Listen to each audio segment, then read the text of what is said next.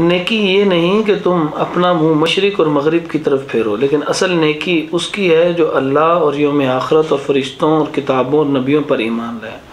असल में वो कहने लगे कि ये नेकी है। वो यहूदी कहते थे कि नेकी तो ये थी कि बैतुल मुक़द्दस की तरफ मुँह करके नमाज़ पढ़नी थी, आपने बैतुल्लाह की तरफ कर लिया है, आप अपनी सिमतें ही बदलते रहते हैं। तो अल्लाह तबारक व तआला ने फरमाया नेकी ये नहीं कि तुम अपना मुँह मशरिक़ और मगरिब की तरफ फेरो, बल्कि असल नेकी ये है। तो आगे अकायद ज़िक्र किए कि उसकी असल नेकी उसकी है जो अल्लाह और यौम आखिरत और फरिश्तों और किताब और नबियों पर ईमान लाए और माल दे उसकी मोहब्बत के बावजूद, यानी अल्लाह ताला की मोहब्बत में माल दे कराबत वालों को और यतीमों और मिस्कीनों और मुसाफिर और मांगने वालों को और गर्दन छुड़ाने में, और नमाज कायम करे और ज़कात दे, और जो अपना अहद पूरा करने वाले हैं जब अहद करें, और ख़ुसूसन जो तंग दस्ती और तकलीफ़ में और लड़ाई के वक़्त सब्र करने वाले हैं। यानी इंसान के अकायद और उसकी इबादत की तीनों किस्में, माली, बदनी और लिसानी, ये सारी की सारी जब पूरी होती हैं तब नेकी का तसव्वुर पूरा होता है।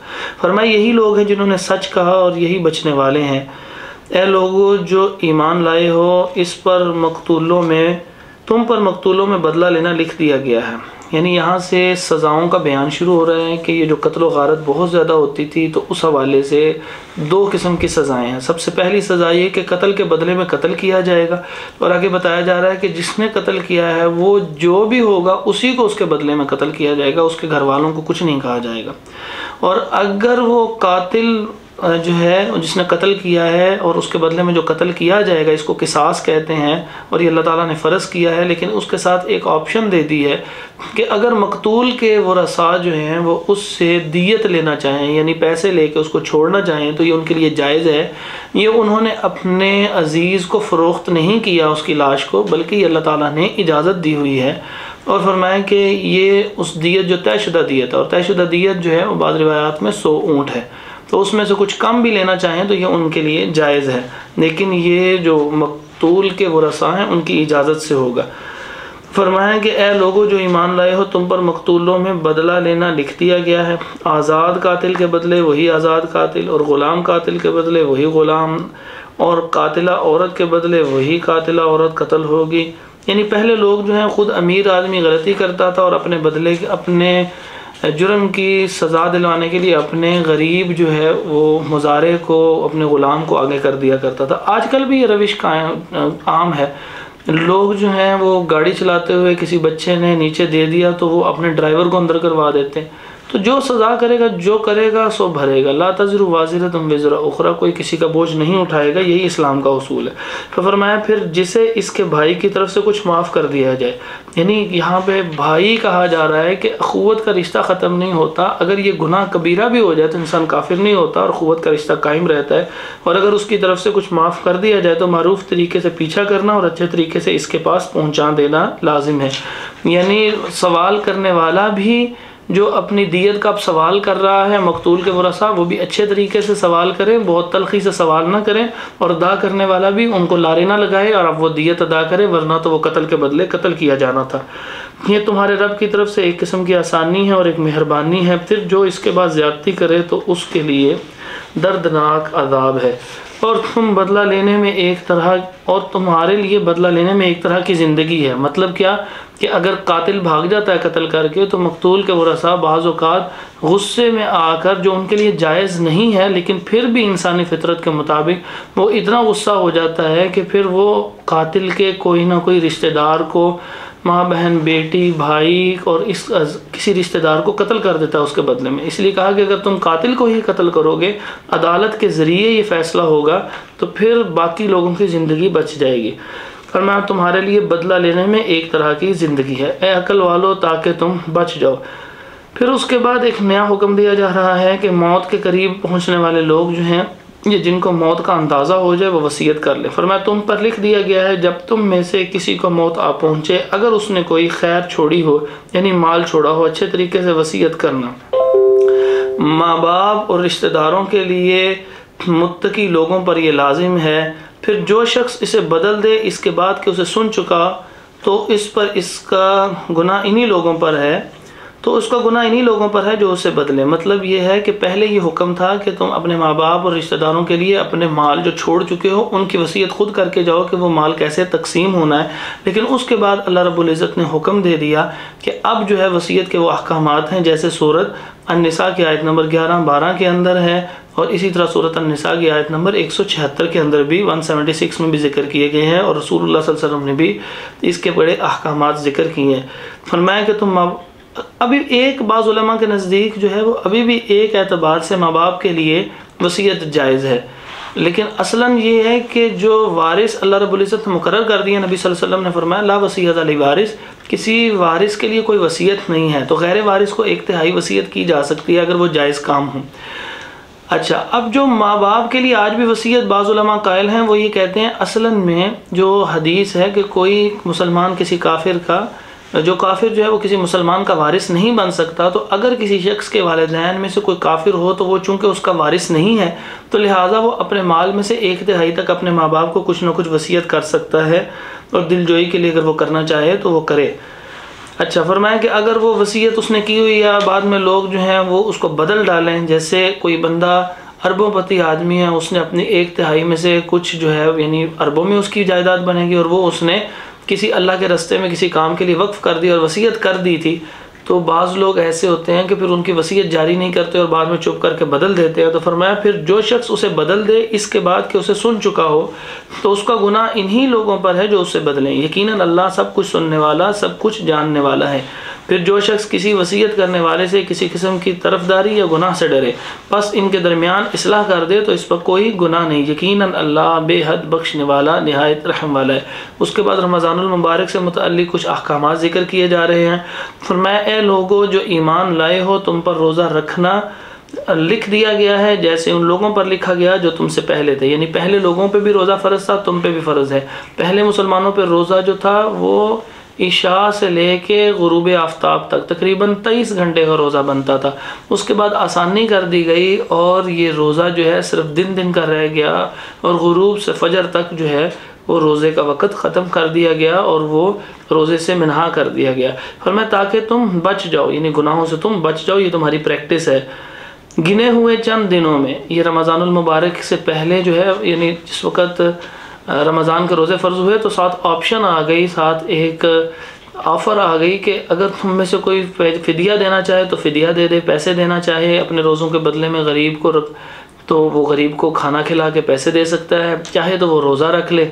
दोनों काम कर सकते हैं, और अगर तुम दोनों काम करोगे तुम्हारे लिए बेहतर होंगे। लेकिन उसके बाद फरमाया कि अब जो कोई भी ज़िंदा रहेगा रमज़ानुल मुबारक के अंदर तो वो उसके रोज़े लाजमी रखेगा। फिर उसके बाद ये बात मनसूख हो गई कि इजाज़त है। लेकिन आगे एक चीज़ आ रही है, वो भी आपके सामने ज़िक्र करते हैं, तर्जुमा समात कीजिए।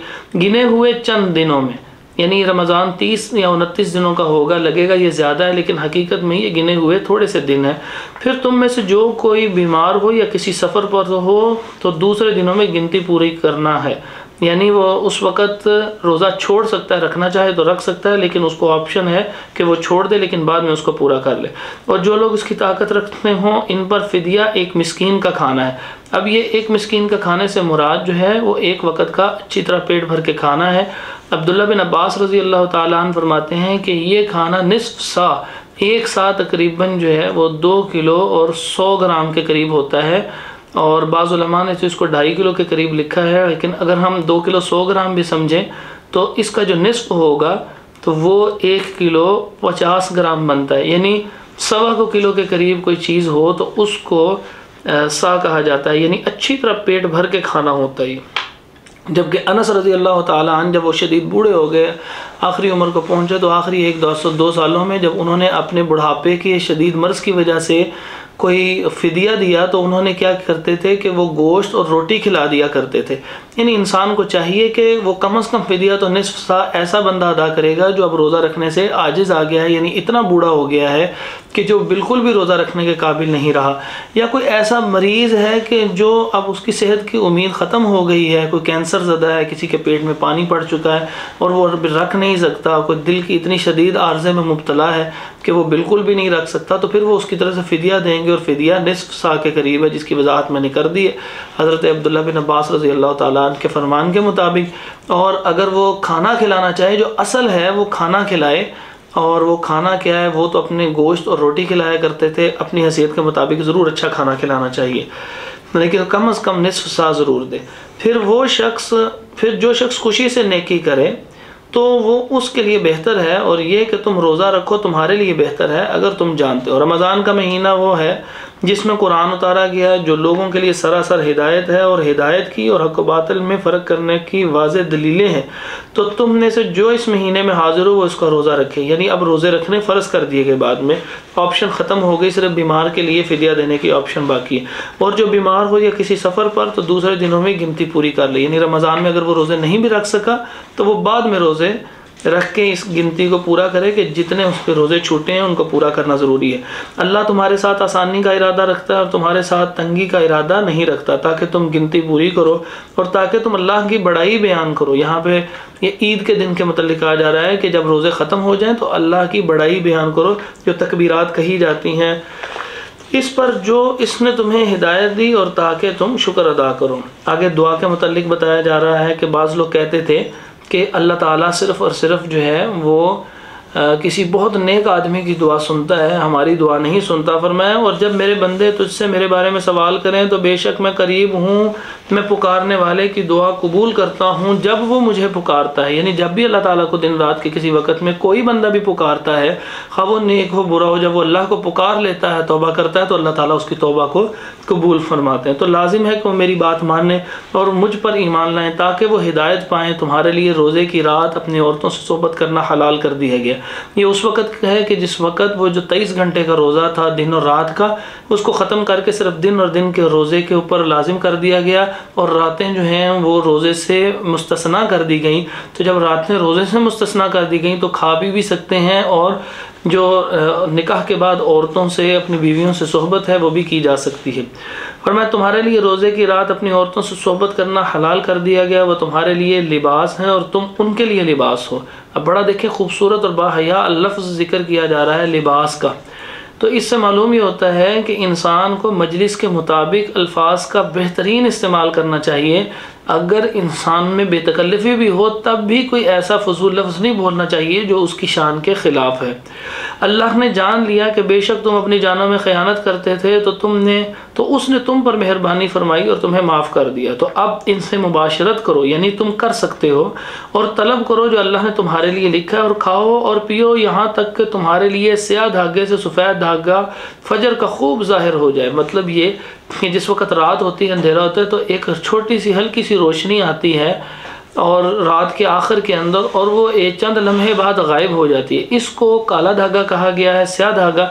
और उसके तकरीबन 45-50 मिनट बाद, 35 मिनट बाद अब वो रोशनी जब आती है तो वो उसको कहा जाता है सफ़ेद धागा, यानी सुबह सादिक। इसके बाद वो रोशनी फैलती चली जाती है और दिन शुरू हो जाता है, और उस रोशनी जो दूसरी दफ़ा रोशनी आती है जो फैलती चली जाती है, इसी को फजर कहते हैं। क्योंकि फजर का लफ्ज़ी मतलब होता है फाड़ देने वाला, यानी अंधेरे में से वो रोशनी निकली और अंधेरे को फाड़ दिया। इसीलिए इस वक्त जो नमाज अदा की जाती है इसे फजर कहा जाता है, और इस रोशनी के साथ ही खाना पीना ख़त्म हो जाता है। हमारे यहाँ एक आम तौर पे गलत बात रवाज पा चुकी है कि अज़ान हो रही होती है और इंसान खा पी रहे होते हैं। सिर्फ वो बंदा खा पी सकता है कि जो खा रहा था और अभी उसको हाजत थी। अज़ान शुरू हो गई और खाना शुरू कर दिया, ये दुरुस्त नहीं है। कोई खा पी रहा है तो फरमाया कि वो अपने बर्तन को ना रखे हत्ता यक़दी हाजता हो, यहाँ तक कि वो अपनी ज़रूरत पूरी कर ले। सिर्फ उसको खाने की इजाज़त है, और उतना कि जितनी उसकी ज़रूरत है। फरमाया फिर रोज़े को रात तक पूरा करो, यानी जब रात हो जाती है, गुरूब हो जाए, तो फिर इंतज़ार नहीं करो और फिर उसको इफ्तार कर लो।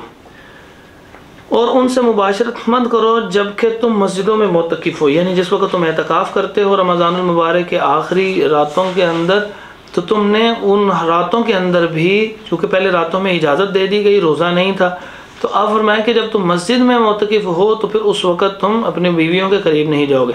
फरमाया ये अल्लाह की हदें हैं, सो इनके करीब ना जाओ। इस तरह अल्लाह अपनी आयात लोगों के लिए खोल कर बयान करता है ताकि वो बच जाएं। और अपने माल आपस में बातिल तरीके से मत खाओ और ना इन्हें हाकिमों की तरफ ले जाओ ताकि लोगों के मालों में से एक हिस्सा गुनाह के साथ खा जाओ, हालांकि तुम जानते हो। मतलब ये कि आम तौर पे आप देखते हैं कि कई लोग जो हैं वो जो ज़मीनें होती हैं उनके झूठे मुकदमात दायर कर देते हैं, वो इसलिए कि वो जो गरीब आदमी वो पैरवी नहीं कर सकेगा, उससे बोला नहीं जाएगा, वो वकील नहीं करवा सकेगा, और ये चरब ज़ुबानी के साथ बड़ा वकील करा के वो बड़ी जायदाद हज़म कर जाएंगे। फरमाया ऐसे काम ना करो। वो तुझसे नए अगली एक बात शुरू हो रही है, चाँद से मुतल्लिक अहकामात हैं, और उसके बाद हज के साथ हज से मुतल्लिक अहकामात है, कुछ जिहाद से मुतल्लिक हैं, ये सारे अहकामात समात कीजिए। फरमाया वो तुझसे नए चांदों के मुतल्लिक पूछते हैं, कह दें कि वो लोगों के लिए और हज के वक़्त मालूम करने के ज़रिए हैं। यानी चाँद नज़र आएगा तो फिर जो है वो अगला महीना होगा तो फिर कोई भी महीने का आगाज़ होगा, तो कई महीनों के एतबार से अहकामात हैं। तो इस एतबार से चाँद का निकलना असल नहीं है बल्कि चाँद का देखना असल है। रसूलुल्लाह सल्लल्लाहु अलैहि वसल्लम ने फरमाया कि अगर ये तुम पर गुम जाए, यानी तुम्हें नज़र ना आए किसी वजह से, तो तुम उसको अगले महीने को शुमार ना करो बल्कि पिछले महीने की गिनती वो पूरी कर सकते हो, पूरी करनी पड़ेगी बल्कि। तो यहाँ पर अगर कोई चाँद नज़र ना आए तो ये कहा जाए कि ये रोज़ा खा लिया है किसी ने, ये गलत है, बल्कि वो रसूलुल्लाह सल्लल्लाहु अलैहि वसल्लम की हदीस के मुताबिक जो है वो जिसको नज़र आए वही जो है अगले महीने का आगाज़ करेगा। फरमाया कि वो तुझसे नए चांदों के मुतल्लिक पूछते हैं, कह दे वो लोगों के लिए और हज के लिए वक़्त मालूम करने के ज़रिए हैं, और नेकी हरगिज़ ये नहीं कि घरों में उनके पिछली तरफ से आओ। असल में बाज़ लोग करते ये थे कि जब वो हज कर लेते थे जाहिलियत के अंदर, इस्लाम आने से पहले, तो वो हज करने के बाद जब वापस आते तो अपने घरों के सामने दरवाज़ों से दाखिल ना होते, बल्कि समझते कि नेकी ये है कि घरों के पिछले दरवाजे से दाखिल हो। तो फरमाया कि नेकी हरगिज़ ये नहीं कि घरों में उनके पिछली तरफों से आओ, बल्कि नेकी उसकी है जो बचे, यानी जो गुनाहों से बचे, ये असल नेकी होती है। और घरों में उनके दरवाज़ों से आओ और अल्लाह से डरो ताकि तुम कामयाब हो जाओ। यानी ख़ुद साख्ता मुजाहिदात तैयार करके अपनी मर्ज़ी से कोई ऐसे काम कर लेना और उसको नेकी समझते रहना, ये नेकी नहीं है। अल्लाह ताला से डरना हकीकी नेकी है और अल्लाह के अहकामात के मुताबिक ज़िंदगी गुजारना। आजकल भी कई लोगों ने अपने नेकी के तसव्वुरात बना लिए। कोई बंदा जूता नहीं पहनता, कहता है जी मैं अपने आप को तकलीफ़ दूंगा तो शायद इस तकलीफ़ की वजह से कुछ नेकी ज़्यादा मिल जाएगी। इसी तरह के मुख्तलिफ लोगों ने काम बना लिए हैं। फरमाया ये ऐसे काम जो हैं वो नेकी नहीं होते, अल्लाह से डरना नेकी है। और फरमाया और अल्लाह के रास्ते में उन लोगों से लड़ो जो तुमसे लड़ते हैं, और ज़्यादती मत करो, बेशक अल्लाह ज़्यादती करने वालों से मोहब्बत नहीं करता, और इन्हें कत्ल करो जहाँ इन्हें पाओ। यानी अगर वो तुम्हें लड़ने के लिए आते हैं, वो जुल्म कर रहे हैं, तो फिर लड़ाई हो जाती है, फिर इंतज़ार ना करो, इनको मोहलत ना दो और इन्हें कत्ल करो। लेकिन ये इस्लामी रियासत के ताबे जहाद होगा। और इन्हें वहाँ से निकालो जहाँ से उन्होंने तुम्हें निकाला, यानी उन्होंने मक्का से निकाल दिया है, तो अब ये नहीं है कि वो वहीं पर काबिज़ रहें, बल्कि इन्हें वहाँ से निकाला जाए। और फितना कत्ल से ज़्यादा सख्त है। कत्ल तो इंसान की जान जाती है, लेकिन फितना जिसे आजमाइश कहा जाता है, आजमाइश ऐसी बुरी चीज़ होती है कि अगर उसमें नाकाम हो जाए तो इंसान का ईमान ज़ाया हो जाता है। ईमान हमेशा जान से ज़्यादा कीमती है, इसलिए फरमाया कि फितना यानी आजमाइश जिसमें ईमान जाने का ख़तरा है, कत्ल से ज़्यादा सख्त है, यानी कत्ल के अंदर जान जाती है, तो इससे ज़्यादा बड़ा आजमाइश है कि जिसमें ईमान जाने का ख़तरा हो सकता है। और मस्जिद हराम के पास इनसे ना लड़ो, यानी एक हुक्म नाजिल किया कि अगर लड़ाई हो भी जाए तो मस्जिद हराम के पास नहीं लड़ो। लेकिन आगे फरमाया कि यहाँ तक कि वो इसमें तुमसे लड़ें, अगर वो वहाँ पर तुमसे लड़ें और उसकी हया ना करें तो तुम भी उनसे लड़ो। फिर अगर वो तुमसे लड़ें तो इन्हें कत्ल करो, ऐसे ही काफिरों की जज़ा है। फिर अगर वो बाज आ जाएं तो बेशक अल्लाह बेहद बख्शने वाला निहायत रहम वाला है। और उनसे लड़ो यहाँ तक कि कोई फितना ना रहे। और दीन यानी वो लोग फितना फैला रहे हैं तो उनके फितने को ख़त्म करने के लिए उनसे लड़ा जा रहा है, और दीन अल्लाह के लिए हो जाए। फिर अगर वो बाज आ जाए तो उन जालिमों के सिवा किसी पर कोई ज़्यादती नहीं।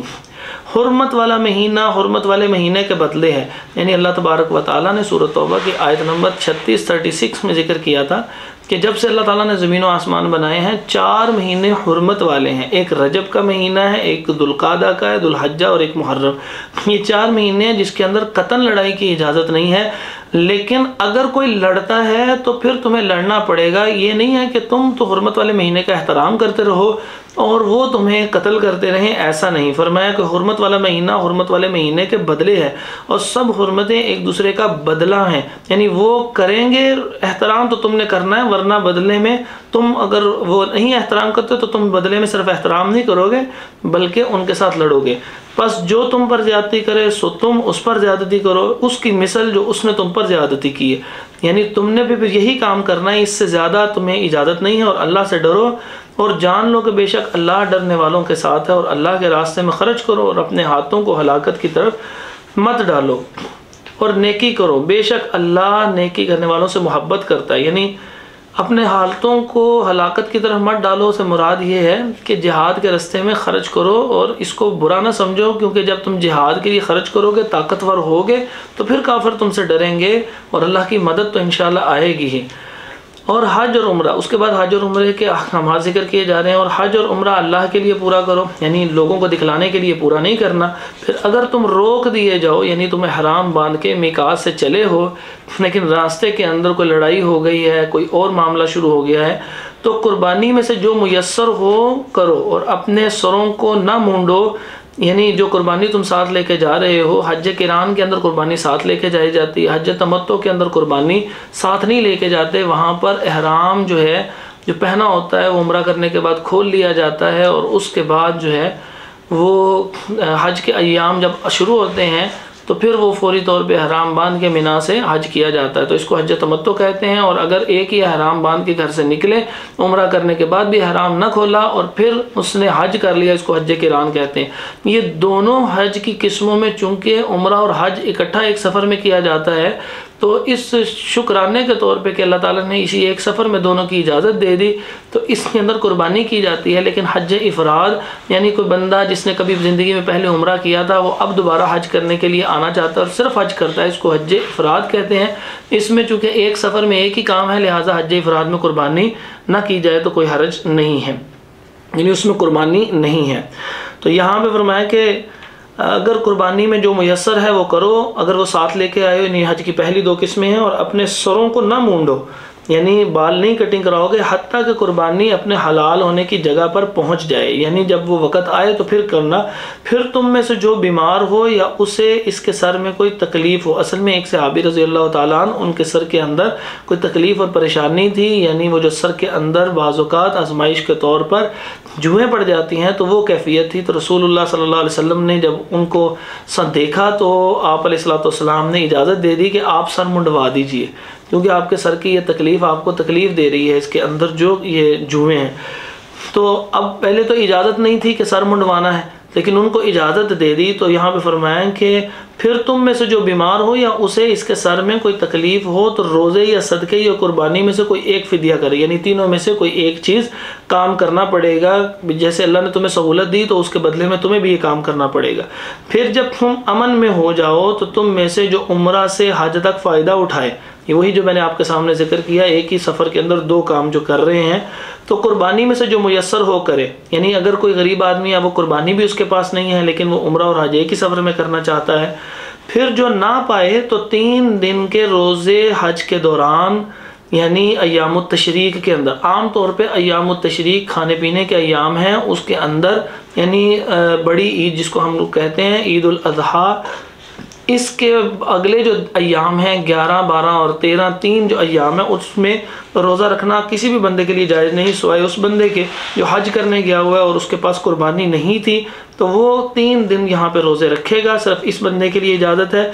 और 7 दिन के उस वक़्त रखे जब तुम वापस आ जाओ, यानी कुल 10 रोज़े रखने हैं, 3 वो, और उसके बाद जब वापस अपने घर पहुँच जाओ फिर सहूलत से 7 रोज़े रखो। फरमाए ये पूरे 10 हैं, ये इसके लिए है जिसके घर वाले मस्जिद हराम के रहने वाले ना हों, और अल्लाह से डरो और जान लो बेशक अल्लाह बहुत सख्त अजाब वाला है। हज के महीने मालूम है, हज तो असल में 8 ज़ुल्हज्जा से लेकर 13 ज़ुल्हज्जा तक होता है। अगर कोई 12 तक करना चाहे तो वो 12 तक कर सकता है, लेकिन हज के महीने मालूम होने से मुराद यह है कि हज के महीने 3 हैं, क्योंकि इसमें लोग सफ़र करते थे हज के लिए, शवाल में शुरू कर लेते थे, फिर ज़ुल्क़ादा भी, और फिर उसके बाद ज़ुल्हज्जा। तो ये पूरे का पूरे जो हैं ये 3 महीने हज के हैं। यानी जैसे हज के महीनों का एहतराम है इसी तरह किया जाएगा। फिर जो इनमें हज फ़र्ज़ कर ले, यानी जिसे अल्लाह ताला माल और सेहत हर चीज़ अता कर दे जो इस्तिताअत के लिए ज़रूरी है, तो हज के दौरान ना कोई शहवानी फ़ेल हो और ना कोई नाफरमानी हो और ना कोई झगड़ा।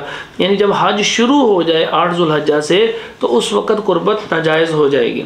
यानी एतकाफ़ वालों के लिए भी नाजायज़ है, पीछे जिक्र आया, रोज़े वालों के लिए भी नाजायज़ है, और इन लोगों के लिए भी हज के दौरान भी ये दुरुस्त नहीं है। और ना कोई झगड़ा। और तुम नेकी में से जो भी करोगे अल्लाह उसे जान लेगा, और ज़्यादा राह ले लो। असल में हम यमन की तरफ से कुछ लोग आते थे, और वो लोग जब आते थे तो वो ये सोच के आते थे कि हमने अल्लाह के घर के करीब जाना है, तो वहाँ पर लोगों से मांग के ही गुजारा करेंगे, और इसको वो तकवा समझते थे। अल्लाह ताला ने फरमाया और ज़्यादा राह ले लो, बेशक ज़्यादा राह की सबसे बेहतर खूबी सवाल से बचना है। यानी तुम ये समझ रहे हो कि तुमने कोई सामान नहीं लिया और मांग के गुजारा करोगे और बहुत बड़ी नेकी होगी, ये नेकी है ही नहीं।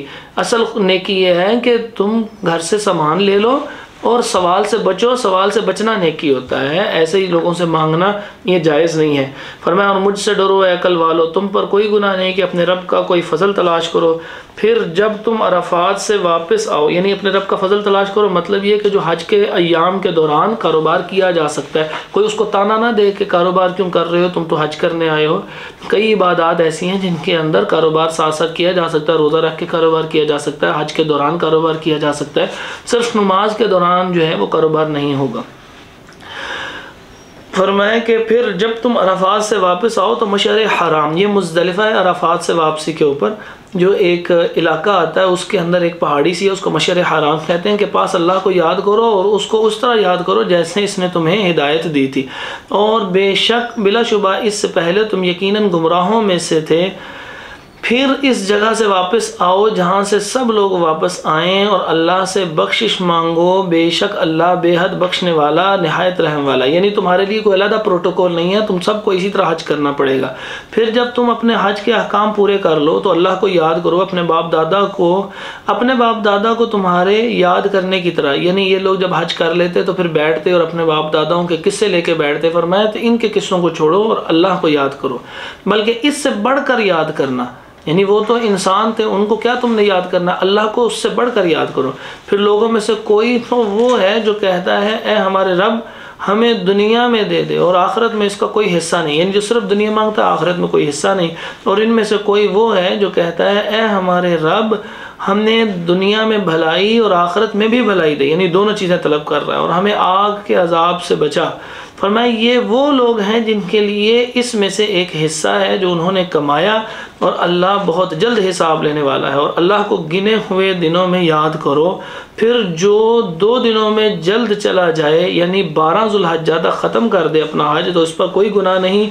और जो ताख़ीर करे, यानी 13 ज़ुल्हिज्जा को भी ज़ोहर के बाद कंकरियाँ मार के जाना चाहे जैसे नबी सल्लल्लाहु अलैहि वसल्लम गए थे, तो इस पर भी कोई गुनाह नहीं, यानी कोई ताख़ीर नहीं है। फरमाया इस शख्स के लिए जो डरे, और अल्लाह से डरो और जान लो कि बेशक तुम उसी की तरफ इकट्ठे किए जाओगे। यानी तकवा उस चीज़ का नाम है कि जो तुम्हें अल्लाह ने इजाज़तें दी हैं उसके अंदर रह के अमाल करो। और लोगों में से बाज़ वो है जिसकी बात दुनिया की ज़िंदगी के बारे में तुझे अच्छी लगती है। यानी ये मुनाफिकीन की निशानियां बयान की जा रही हैं, और बाज़ रिवायात के मुताबिक अखनस बिन शुरैक सकफ़ी जो है उसकी निशानियां बयान की जा रही हैं। लेकिन अमूमन जो है जितने मुनाफिकीन हैं उनके अंदर 5 किस्म की निशानियां पाई जाती हैं। उसका तज़किरा आगे ज़िक्र हो रहा है, मैं ज़िक्र कर देता हूँ। पहली सिफत यह है कि ये लोग दुनिया की बड़ी ज़बरदस्त मालूमात रखते हैं और लोग इनसे इम्प्रेस हो जाते हैं। दूसरी बात यह कि ये कसमें खा खा के बात करते हैं। तीसरी, हर बात पर लड़ने लग पड़ते हैं। चौथी, जब ये आप मुसलमानों से जुदा होते हैं वापस जाते हैं तो फसाद करते हैं, लड़ाइयाँ करते हैं। और 5वीं चीज़ ये कि ये अल्लाह ताला से डरने की बजाय गुरूर में मुब्तला हो जाते हैं। तो आगे इसका तर्जुमा समाअत कीजिए। और लोगों में से बाज़ वो हैं जिसकी बात दुनिया की ज़िंदगी के बारे में तुझे अच्छी लगती है और वो अल्लाह को इस पर गवाह बनाता है जो उसके दिल में है, हालांकि वो झगड़े में सख्त झगड़ालू है। यानी झगड़े में कहीं नरमी इख्तियार नहीं करता बल्कि झगड़ा सख्त तौर पे करता है, और जब वापस जाता है तो ज़मीन में दौड़ धूप करता है ताकि इसमें फ़साद फैलाए और खेती और नस्ल को बर्बाद करे। अल्लाह फ़साद को पसंद नहीं करता।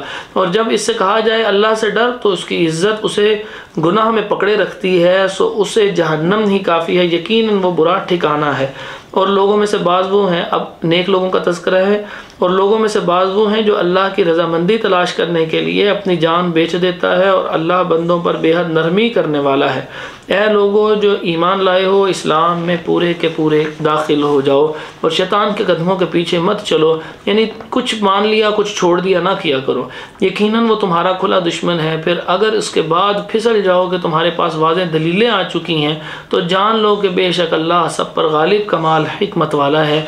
वो इसके सिवा किस चीज़ का इंतज़ार कर रहे हैं कि इनके पास अल्लाह बादलों के साइबान में आए, यानी ये लोग ईमान लाने में मुंतज़िर हैं। किस चीज़ के मुंतज़िर हैं कि क्या अल्लाह के इनके पास अल्लाह बादलों के साइबान में आए, फरिश्ते भी आएँ, यानी क्या तुम इंतज़ार करते हो अल्लाह ताला खुद आएंगे, तुम उनको देखोगे तो तुम ईमान लाओगे, फरिश्तों को देखोगे तो तुम ईमान लाओगे। और फरमाया और काम तमाम कर दिया जाए और हर चीज़ को हलाक कर दिया जाए, यानी क़यामत कायम होगी तो तुम ईमान लाओगे, और सब काम अल्लाह ही की तरफ लौटाए जाते हैं।